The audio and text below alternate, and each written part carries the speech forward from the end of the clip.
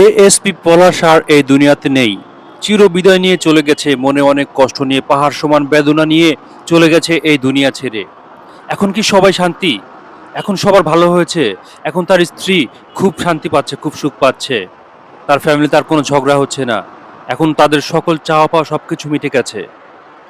মানসিক যন্ত্রণায় নিজের মনের সঙ্গে যুদ্ধ করে এএসপি সোহেল আর জিততে পারেননি। অবশেষে তিনি চিঠি লিখে গিয়েছেন, আমার মৃত্যুর জন্য কেউ দায়ী নয়।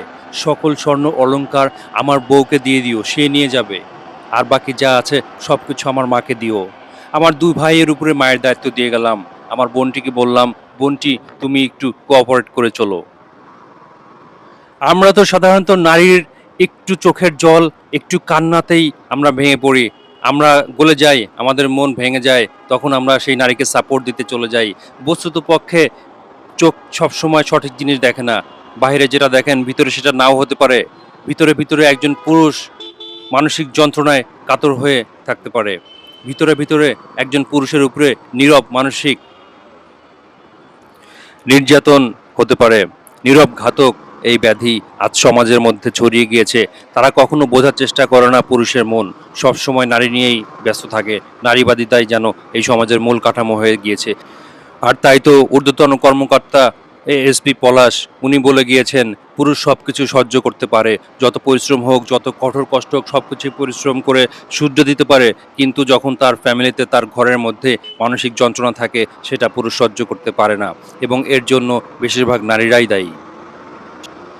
যেখানে তার কোনো অভাব ছিল না, যেখানে তার কোনো দ্বন্দ্ব ছিল না, সেখানে মানসিক যন্ত্রণা। এই যন্ত্রণা তিলে তিলে ক্ষয়ে ক্ষয়ে একটা সময় নিজের সাথে যুদ্ধ করে আর পেরে ওঠেননি এএসপি পলাশ। এই দুনিয়ার মায়া ত্যাগ করার আগে তিনি একটি নোট লিখে গিয়েছিলেন। সেখানে লিখেছিলেন, আমি কাউকেই সুখী করতে পারলাম না। বন্ধুরা দেখুন, একটি মানুষ কখনোই কাউকে সুখী করতে পারবে না। এইটা মেনে নিন। আপনি কখনোই কাউকে সুখী করতে পারবেন না। অনেকগুলো মানুষকে তো নয়। আসলে সুখ কোনো কিছু দিয়ে কেনা যায় না। সুখ নিজের ভিতরে থাকতে হয়। আপনি যদি অল্পতেই সন্তুষ্ট থাকতে পারেন তাহলেই এনাফ। এবং আপনি যদি অল্পতে সন্তুষ্ট না হন, আপনি যদি আরো চান এই স্বভাবের হয়ে থাকেন, তাহলে কখনো আপনি সুখ পাবেন না। কারণ আপনার চাওয়া কখনো পূর্ণতায় রূপ হবে না। একজন নারী বিয়ে করে তার স্বামীর বাড়ি আসার পরে সেই বাড়িটাকে তার নিজের বাড়ি মনে করতে হবে। তার মাকে তার নিজের মা মনে করতে হবে। স্বামীর বাবাকে তার নিজের বাবা মনে করতে হবে। পুরো ফ্যামিলিটাকে তার নিজের মনে করতে হবে। এই জিনিসটা আজকে অনেকেই করতে পারে না। অনেকেই করতে পারে না। ১০০ জনের ভিতরে ৯০ জনই করতে পারে না। আর এজন্যই বিভিন্ন দ্বন্দ্ব লেগে থাকে। বিভিন্ন কিছু হয়ে থাকে। আর তখনই শুরু হয় নানান ধরনের মিথ্যা বানোয়াট গল্প, নানান ধরনের অভিযোগ, যে এই অভিযোগগুলো দেওয়ার পরে সে আলাদা হয়ে যেতে চায়।